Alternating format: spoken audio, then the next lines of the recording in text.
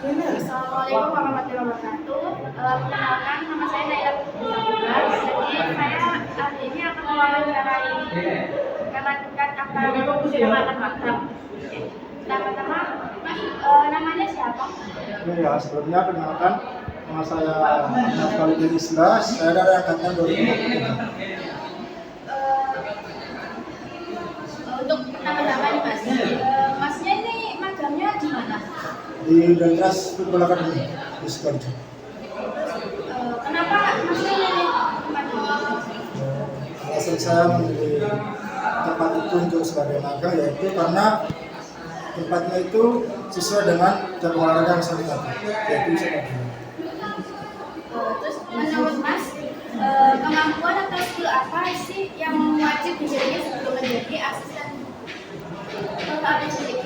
Kemampuannya memahami program latihan pertama, yang kedua bisa membuat program latihan di Excel. Jadi kalau kalian bisa menggunakan Excel itu dengan baik, bisa membuat program latihan di Excel itu sudah bisa, itu enak. Jadi nantinya akan di depannya hanya menambahkan program latihan masing-masing. Seperti latihan huruf itu apa, latihan untuk itu apa, kaki itu apa. Jadi Excel itu sebenarnya mudah ya, tapi saya dulu berhubung saya sama kan ambil paket kami kalau sama sekali, jadi pas di semester 3 itu semester bingung menggunakan Excel itu. Jadi pintar-pintar menggunakan Excel.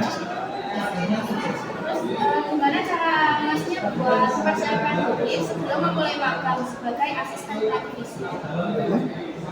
Mungkin cara Kakak buat mempersiapkan diri sebelum magang ini? Kalau untuk persiapan diri sebenarnya ada program latihan itu sih yang akan saya bawa nantinya ke yang saya tuju di atas. Terus apakah penting punya sertifikat atau pelatihan tambahan sebelum magang di bidang ini? Penting sekali, karena itu menunjukkan bahwasanya kita itu benar-benar seorang pelatih. Kalau kita nggak memiliki sertifikat, orang akan melihat kita itu seperti pelatih asal-asalan, kemampuan seperti itu. Jadi sertifikat itu menunjukkan bahwa kita benar-benar seorang pelatih. Mungkin selama di kampus, kira-kira materi kuliah apa yang paling kepake waktu pas magang ini? Waduh, itu pakai semua sih ya. Apalagi berlimpah itu pasti kepake semua. Menurut Kakaknya, gimana cara biar kita bisa dipercaya dan dianggap kompeten di mata pelatih atau atlet waktu magang? Kita percaya gitu ya. Iya.